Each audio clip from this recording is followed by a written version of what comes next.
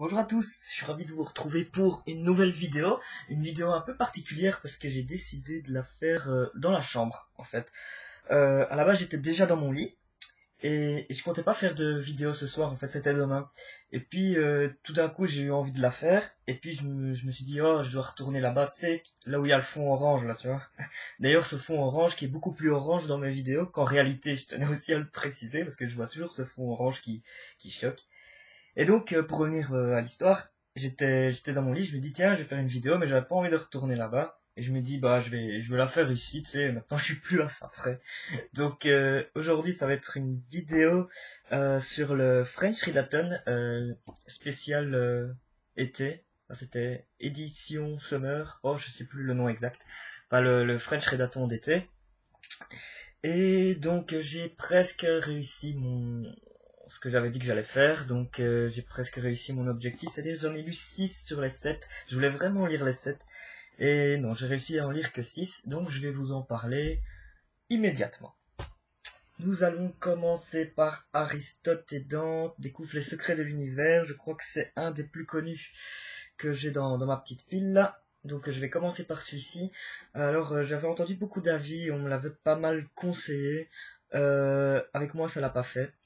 Ça l'a pas fait pourquoi? En fait c'est une belle histoire, c'est vraiment une belle histoire, mais c'est mou. C'est vraiment mou. J'ai trouvé ça mou du genou, quoi. Et en plus, on a un personnage principal qui ne cesse de se plaindre. Donc il faut savoir que c'est une histoire, en gros, une histoire d'amitié entre deux garçons. Et cette histoire d'amitié va un peu évoluer. Et voilà, déjà, je n'étais pas forcément concerné par le thème principal, donc j'étais pas forcément dedans, mais ça peut être le cas avec beaucoup de choses, hein. Par exemple, moi je suis blanc et j'adorais Ne tirez pas sur l'oiseau moqueur qui parle de la condition des blacks. Donc voilà, mais le truc c'est que quand tu te sens pas concerné par une histoire à la base, il faut quand même qu'il y ait qu'il y ait un truc qui fasse que l'histoire te prend, quoi. Enfin voilà. Et, et voilà, j'ai trouvé ça mou et ça m'a un peu dérangé que le personnage principal ne cesse de se plaindre. Alors, bien sûr, il a des souffrances, hein, il se plaint pas pour rien, hein, il a des souffrances, enfin voilà, il a des problèmes, il n'arrive pas forcément à s'exprimer, enfin, il a plein de choses. Mais voilà, sa vie n'est pas si pourrie que ça, quoi. Et voilà, parfois c'est un peu embêtant pour le lecteur de voir se plaindre, se plaindre, se plaindre, alors que, je sais pas, lis Oliver Twist, quoi.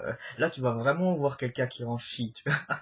Donc voilà, il y avait un petit côté comme ça où enfin, ses réflexions sont un peu démesurées par rapport à la vie qu'il a. Bon, maintenant c'est un adolescent, donc enfin tout est amplifié chez les adolescents, tous les sentiments et tout, enfin, toutes les sensibilités, c'est amplifié à l'adolescence. Donc voilà, je peux le comprendre, mais c'est vrai que pour moi en tant que lecteur, ça a été un peu lourd de le voir se plaindre tout le temps comme ça. Maintenant, je n'enlève pas le fait que c'est une belle histoire, mais pour moi, j'ai trouvé ça un peu mou. Il y a quelques rebondissements, mais quand il se passe un événement important dans l'histoire, on a un peu l'impression que ça n'a aucune conséquence sur la façon de réfléchir des personnages. Les personnages, t'as l'impression qu'ils évoluent pas avec ce qui leur arrive, et enfin, jusqu'à la fin en tout cas, mais voilà, j'ai trouvé que ça manquait de quelque chose, donc ça n'a pas été une lecture qui m'a emmené loin, quoi. Donc voilà, je sais que vous êtes beaucoup à l'apprécier, et voilà. J'ai pas envie de le clasher parce que c'est une belle histoire, mais voilà, ça l'a pas trop fait avec moi. Ensuite, on passe au suivant. Alors là, ouh, là c'est du lourd. Alors là, j'étais pas concerné par le thème du tout parce que ça parle de criminels, de multirécidivistes, de mafia, donc je ne fais pas partie d'entre eux non plus. Il s'agit de Big Daddy, de Shador Javan. Alors là, c'est du lourd au niveau de la violence, c'est cru, c'est âme sensible s'abstenir quand même parce qu'il y a des scènes quand même assez trash, hein. Je regarde régulièrement des films d'horreur et tout, je suis habitué, je suis pas non plus choqué à la moindre goutte de sang, mais c'est vrai que là, il y a des trucs quand même très très très limites, quoi. J'étais vraiment mal à l'aise des fois. Donc voilà, c'est quand même public averti, hein, il fait moins de 200 pages quand même, il se lit vite pour ceux qui aiment bien les trucs un peu plus hard et tout, n'hésitez pas. Euh, Alors ça raconte l'histoire, au début de l'histoire en fait on a un jeune garçon euh, qui se fait enfermer dans une prison, enfin, qui se fait arrêter en gros, parce parce qu'il a tué 3 personnes. Et en fait il va parler à son avocate qui est pas vraiment avocate, c'est une fille qui exerçait un métier d'avocat avant mais elle a arrêté, enfin c'est une avocate ratée si vous voulez. Et elle va continuer à lui parler, et ce jeune garçon va lui raconter sa vie. Et, et voilà, on a la moitié du bouquin, c'est alterné en fait, c'est un bouquin en alternance. T'as une partie où c'est le gamin qui raconte la vie, et t'as l'autre partie du point de vue de l'avocate, et on a une partie de sa vie aussi à l'avocate. Au départ, c'est un peu déconcertant parce que l'histoire du gamin est tellement forte, est tellement dure, il se passe tellement de choses que on comprend pas pourquoi on a à côté la vie de cette avocate qui est juste, je vais pas dire qui est nulle, mais où il se passe quasi rien dans sa vie à elle. Et, et c'est assez intéressant quand même parce que à la fin, il y a un de ces rebondissements où on voit que tout commence à être lié. Il y a une histoire dans l'histoire, donc on a l'histoire du gamin criminel qui raconte sa vie, nanana, mais t'as encore une autre histoire derrière avec l'avocate et tout. Et tout va être relié à la fin, donc ça c'était vraiment un bon coup de chapeau. Franchement c'était excellent, moi j'ai adoré cette lecture, d'ailleurs je pense que je le relirai bientôt parce que j'étais vraiment enchanté. Seulement il faut quand même préciser que c'est dur, c'est vraiment très très dur à lire. Donc voilà, j'adore Javan, Big Daddy, très très bonne impression.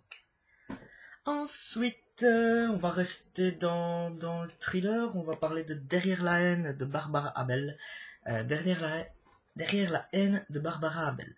Ça fait un petit temps que je l'ai, j'ai mis du temps à le sortir de ma palle et je ne comprends pas pourquoi j'ai mis autant de temps en fait. Euh, Moi j'ai adoré. J'ai adoré cette histoire. C'est l'histoire de 2 familles qui sont mitoyennes, enfin, ils sont voisins quoi. Et Et ils ont tous les 2 des enfants. Seulement, il va arriver un drame, que tout le monde s'en doute, que c'est écrit au début, que je vais pas vous le dire, mais que vous vous en doutez. Et à partir de ce drame, les 2 familles vont commencer à se méfier l'une d'elles, à être beaucoup plus distantes, et ça va aller de plus en plus loin. Donc on a vraiment une tension assez noire comme ça, euh, où c'est quand même des voisins qui s'entendaient très très bien à la base, donc c'est assez bizarre parce qu'au début ils font que prendre des distances, mais ils sont un peu hypocrites, enfin ils essayent de faire les gentils et tout l'un envers l'autre, euh, les uns envers les autres, et tu vois qu'il y a quelque chose derrière, il y a une haine derrière qui se fait, et le truc c'est que on ne sait pas quelle est la famille la plus haineuse des 2. En tout cas, on ne sait pas de quelle famille le gros truc va arriver. Et c'est ça qui était intéressant dans cette histoire, en fait. C'est qu'il y a eu un drame, et, et les 2 familles qui sont quand même très différentes l'une de l'autre, t'en as une plus riche, une plus pauvre, une qui est plus permissive avec l'enfant, une qui est moins permissive avec l'enfant. Enfin, elles sont très très différentes, et elles s'entendent très très bien. Et on ne sait pas de quel côté la haine va arriver. Et c'est ça que j'ai aimé dans ce livre. On ne sait pas trop ce qui va se passer, mais on sent qu'il y a une des 2 familles, ça va partir en cacahuète, quoi. Et, et voilà, on peut s'attendre peut-être à la fin. Euh, il y a, il y a pas 10 000 hypothèses, en fait, pour la fin. Donc, voilà, il y a plusieurs pistes, et tu sais déjà que ça va être l'une de ces pistes-là. Donc, moi, j'étais sur une autre piste, mais j'avais déjà pensé à la véritable fin pendant que je le lisais. Donc voilà, il y a quelques pistes comme ça, mais en même temps, j'ai trouvé ça très sympa. T'as une atmosphère très, très sombre, un peu huis clos, parce que c'est quand même 2 voisins, et, et c'est compliqué pour eux de continuer à vivre avec ce qui s'est passé. Donc on a un côté huis clos, même si c'est pas à l'intérieur d'une maison, c'est quand même dans un endroit bien défini. D'ailleurs, je pense pas que dans le livre, on sort de ces 2 maisons, en fait. Et, et voilà, j'ai trouvé ça très très très sympa. Et j'ai vu qu'il y avait une suite aussi qui est après la haine, je crois, si je ne me trompe pas. Et je la lirai avec un grand grand plaisir. En tout cas, j'ai adoré cette lecture. Ensuite, on va taper dans du jeunesse pour rigoler un peu plus. Roald Dahl, le bon gros géant. Ouais. À chaque fois, je remonte ça parce que sinon, vous voyez les poils de mon torse, c'est assez gênant. Donc voilà, j'essaie de coincer. J'ai coincé le truc. J'aurais dû me changer avant de faire la vidéo. J'ai fait la vidéo en mode fade. J'avais déjà l'ordi dans le lit en fait. J'ai juste allumé la caméra, j'étais prendre mes bouquins, je fais ah bah ça je le fais. Donc, on referme la parenthèse qui ne servait absolument à rien. Donc le bon gros géant de Roald Dahl. J'ai déjà lu plusieurs Roald Dahl, donc évidemment les plus connus, hein, Charlie la chocolaterie. Euh... Ah, si je reviens plus seulement des autres, je vais avoir l'air con par contre. Sacrée sorcière, La potion magique de Georges Bouillon, que j'avais adoré. Enfin, ce sont des livres pour enfants que j'aime bien lire parce que c'est un peu déjanté, il y a un peu d'humour anglais, c'est un peu n'importe quoi, c'est un peu what the fuck. D'ailleurs, j'ai trouvé même que Charlie et la chocolaterie, c'est peut-être un des livres pas les plus sérieux qu'il a écrit parce qu'il a écrit des vrais romans plus pour adultes. Et mais dans les livres pour enfants, dans les livres un peu déjantés, j'ai trouvé que le Charlie et la chocolaterie, c'était peut-être un des plus corrects en fait. Parce que dans les autres, il y en a des complètement déjantés. Sacré sorcière, il est complètement déjanté, c'est mon préféré. La potion magique de Georges Bouillon, celui-là, c'est le pire. C'est vraiment n'importe quoi. Je crois que c'est avec un gosse qui veut tuer sa grand-mère parce qu'il pense qu'elle est sorcière. Je crois que c'était ça le truc, quoi. Donc, faut voir à quel point ça allait, quoi. Et ici, Le Bon Gros Géant, je l'avais lu quand j'étais tout petit et je me rappelais absolument pas de l'histoire. Et vu que j'ai vu qu'il sortait en film, j'ai voulu le retenter parce que voilà, j'ai peut-être envie d'aller voir le film. Il a l'air bien fait, c'est Spielberg, j'aime bien, donc voilà. Et j'ai adoré cette lecture, encore une fois. Franchement, je pense que j'ai fait un bon French Readathon, hein. J'ai vraiment aimé les lectures. Je pense que c'est peut-être pour ça que j'en ai lu 6. Aussi parce que j'ai pris 3 jeunesses, donc ça m'a aidé. Et, et donc ça raconte l'histoire d'une petite fille et il y a qui habite dans un orphelinat, je crois. Oui, il me semble. Je m'en rappelle déjà plus. Ouais, ouais, c'est dans un orphelinat et il y a un géant qui passe et il va kidnapper la petite fille de 8 ans parce qu'en fait, le géant ne doit pas se faire voir quand il passe et la petite fille, elle était réveillée super tard, elle a vu le géant et donc le géant l'a kidnappée. Et il va l'emmener un peu au pays des géants, si vous voulez. Et on va voir une histoire comme ça où en fait, tous les géants sont des méchants. Ils mangent les enfants en fait. Et, et le bon gros géant, c'est le seul qui est cool, c'est le seul qui est gentil, qui va pas manger la petite fille parce que je sais pas, je crois que le géant il est vegan, genre, je sais pas, tu vois. Et, et puis il y a une relation qui va se faire avec cette petite fille. Et c'est juste trop chou parce qu'en fait ce géant déjà il parle très très mal. Ça peut peut-être embêter certains qui vont le lire, c'est que quand le géant parle, il y a énormément de fautes de grammaire, de fautes d'orthographe, il invente des mots. Euh, Moi, ça m'a pas gêné, mais je sais que parfois certaines personnes ça peut gêner, donc voilà, il faut qu'ils le sachent aussi. Et d'un côté, tu as ce géant qui n'a pas qui n'a pas d'instruction, qui n'a pas vraiment d'éducation, euh, et on a de l'autre côté cette petite fille qui va le rappeler à l'ordre, qui va lui expliquer les bonnes manières et tout, mais alors que la petite fille, elle a genre 8 ans, quoi, donc c'est vraiment trop chou. Et voilà, il va se passer plein de choses plus rocambolesques les uns que les autres. Après, ça va carrément nous emmener chez la reine d'Angleterre. Donc voilà, c'est un peu n'importe quoi, mais c'est très sympa, quoi. C'est vraiment pour les gosses, c'est vraiment du fun. C'est feu d'artifice, quoi. C'est la fête. Donc voilà, si vous aimez ce genre de bouquin, n'hésitez pas à tenter Le Bon Gros Géant. Ensuite, j'ai lu un autre Roald Dahl, qui n'est pas un roman celui-ci, L'enfant qui parlait aux animaux. En fait, il s'agit de 3 nouvelles. C'était pas terrible, hein, mais j'ai pris pour le French Readathon parce qu'en fait, tu vois, il est tout petit, il fait même pas 90 pages en fait. Et donc je me dis que comme ça, c'est un bouquin lu, un peu de triche comme ça. Et donc on a 3 nouvelles assez inégales les unes des autres. La première, je trouve un peu fade aussi. Il s'agit d'une tortue qui se fait pêcher par des gens et t'as un gars qui est à l'hôtel sur la plage qui veut récupérer la tortue pour faire de la soupe à la tortue dans l'hôtel en gros. Et puis il y a un enfant qui arrive apparemment à parler aux animaux et qui va essayer de sauver la tortue. Donc voilà, ça c'est l'histoire en gros. Et il n'y a pas vraiment de chute, il n'y a pas vraiment de fin. C'est une histoire sympa pour les enfants, mais sans plus quoi. Si c'est pas un incontournable du tout quoi. Donc j'ai été assez mitigé. Je me suis dit ouais c'est sympa mais sans plus. La deuxième nouvelle, j'ai pas mal aimé celle-là. Elle est un peu plus glauque que la première. Euh, En fait, c'est un gars qui est en voiture et qui va prendre un autostoppeur. Sauf que l'autostoppeur, il est un peu spécial. Et ça, vu que je trouve que c'est quand même la meilleure nouvelle, je préfère ne pas trop en parler. Comme ça, si vous avez le livre ou si vous comptez l'acheter, vous aurez quand même la surprise. Parce que cette nouvelle, c'est quand même, allez, c'est vraiment la meilleure. Donc, j'ai pas envie de trop en dire dessus. Mais c'est juste l'histoire d'un mec, il prend un autostoppeur et l'autostoppeur il est un peu space. Donc voilà, c'est pas la nouvelle du siècle non plus, mais je l'ai trouvé assez sympa et je l'ai même trouvé un peu stressante des fois parce que on se demande mais c'est qui ce mec quoi. Donc voilà, parfois on se mettait à la place du conducteur, on se disait waouh, qu'est-ce qu'il va nous faire cet autostoppeur, est-ce que ça va partir en film d'horreur, et on sait pas quoi. Enfin, avec Roald Dahl, on sait pas, même si c'est pour les enfants, il pourrait très bien être un cannibale et bouffer l'autre. Hein.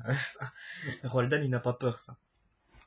Et puis on a la dernière nouvelle que j'ai trouvé un peu lourde, et en plus c'était la plus longue je crois, où c'est un gars, il trouve un trésor, mais en fait la loi en Angleterre fait que si tu trouves un trésor, tu dois le remettre à l'État, si c'est de l'or ou de l'argent. En fait le trésor ne t'appartient pas, et tu touches des miettes par rapport à ce que tu donnes à l'État en fait. Et le truc, c'est qu'ils sont deux à trouver le trésor et ils veulent tous les deux plus ou moins le garder pour eux, mais en même temps, il sait que s'il y en a un qui le garde pour lui, l'autre ira le dire à l'État pour qu'il vienne le choper. Donc voilà, il y a un peu un jeu comme ça où les deux personnes essayent de garder le trésor qu'ils ont trouvé. Et voilà, j'ai trouvé... ça servait pas à grand chose cette histoire. Non, il y en a peut-être qui vont aimer parce que voilà, c'est peut-être un peu intelligent, mais c'est pas le genre d'histoire transcendante, quoi. Donc voilà, moi je conseille ce livre surtout pour la deuxième nouvelle qui est l'autostoppeur. Maintenant, ça veut rien dire, hein, les goûts et les couleurs, vous allez peut-être en préférer une autre, hein, mais voilà, moi c'était ma préférée. Et on arrive à la fin avec le fantôme de la plage, un chair de poule. Mais oui, et moi chaque fois que je fais des genres de week-end à 1000, des French Ridden et tout, moi d'office, je prends un chair de poule, ça se lit vite quoi. Alors j'en avais lu un il y a pas longtemps, justement pour le week-end à 1000 je pense, mais je ne suis pas sûr. Et voilà, je pense que je l'avais complètement clashé dans une vidéo. Euh, et donc c'est un peu à reculons que j'ai commencé celui-ci. Euh, Parce que je me dis, peut-être que j'aimais bien quand j'étais enfant, mais peut-être qu'avec les années, avec l'âge et tout, voilà, c'est plus ce que c'était avant. Enfin, c'est plus, on n'a plus le même sentiment que quand on le lisait il y a 20 ans, quoi. Et là, j'étais assez surpris parce que je me rappelais plus vraiment de cette histoire et j'ai vraiment adoré. J'ai vraiment adoré, c'est vraiment pas mal. C'est l'histoire de deux enfants qui vont chez leurs cousins à la plage en vacances. Et apparemment, au-dessus, il y a une grotte où ils peuvent pas aller parce il y a un fantôme qui est censé être là, en fait. Maintenant, on sait pas si c'est vraiment un fantôme. On sait pas si c'est comme un peu Scooby-Doo, genre t'as des monstres, mais en fait c'est pas des vrais monstres, tu vois. Donc on surfe un peu entre ça. Est-ce qu'il y a un vrai fantôme? Est-ce qu'il y en a pas un? Voilà. Et en plus, avec les cousins, les personnes chez qui les deux enfants sont hébergés, voilà, tout le monde est un peu bizarre, donc on sait pas qui, quoi, on sait pas. Est-ce qu'il y a des fantômes? Est-ce que le fantôme est bien celui qu'on pense? Donc il y a vraiment un jeu comme ça qui se joue jusqu'à la fin. Et voilà, j'ai trouvé la fin très très sympa. Donc ça reste un chair de poule, ça reste pour les enfants. Mais voilà, j'ai passé un bon moment quand même. Voilà, je l'avoue. Tranquille. Donc les chairs de poule, ben ouais, de temps en temps j'aime bien m'en retaper un, ça fait plaisir. Et voilà, on arrive enfin à la fin de cette vidéo. Ah, ça a duré longtemps, hein. Je prends plus mon temps quand je suis dans mon lit en fait. Hein. Je suis plus à l'aise. Hein. Donc 19 000, donc il me reste plus ou moins 50 secondes pour vous dire quelques trucs Ah merci pour la dernière vidéo parce que j'ai vu que beaucoup d'entre vous avaient bien aimé l'intro, j'ai même reçu des messages privés et tout pour l'intro que j'avais faite, j'avais jamais fait ça avant. Et voilà, je suis assez content, je le referai bien de temps en temps parce que en plus ça m'a fait plaisir de le faire. J'ai d'autres idées, j'ai envie de faire des trucs plus drôles, des trucs peut-être plus tristes. J'ai pas envie d'être que drôle tout le temps en fait. Voilà, parfois j'ai envie de faire des trucs plus je vais pas dire d'artiste parce que je suis pas un artiste, mais voilà, des trucs enfin, ça se passe dans ma tête et après j'essaie de faire un peu comme je veux, donc voilà, tout le monde le prend comme il veut.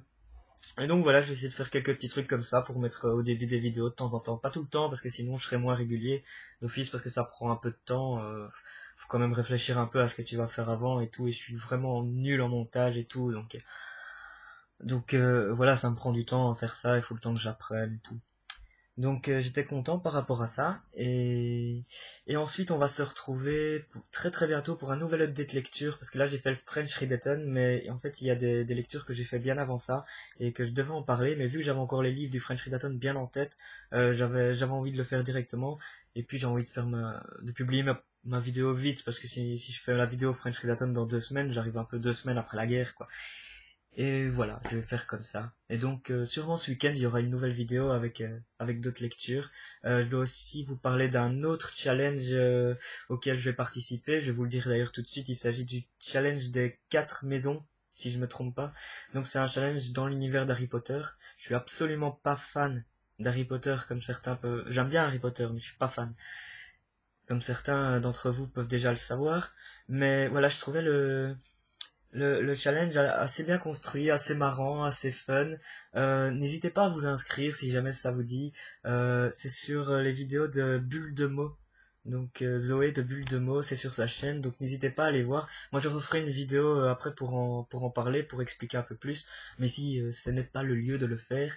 Et voilà, je commence à d'avoir envie d'arrêter de parler là. Là, je commence à être tard, je veux me taire un petit peu. Et je vais regarder une série. Je crois que je vais regarder That 70 Show. J'aime bien cette série. Je l'avais vue il y a longtemps. Et là, je suis en train j'ai envie de la regarder à nouveau. Donc voilà, c'était l'instant ma vie. Et je vais vous laisser. Je vous souhaite une très très bonne soirée, nuit, bonne journée si vous la regardez demain. Enfin, bon tout ce que vous voulez. Ciao ciao, à la prochaine.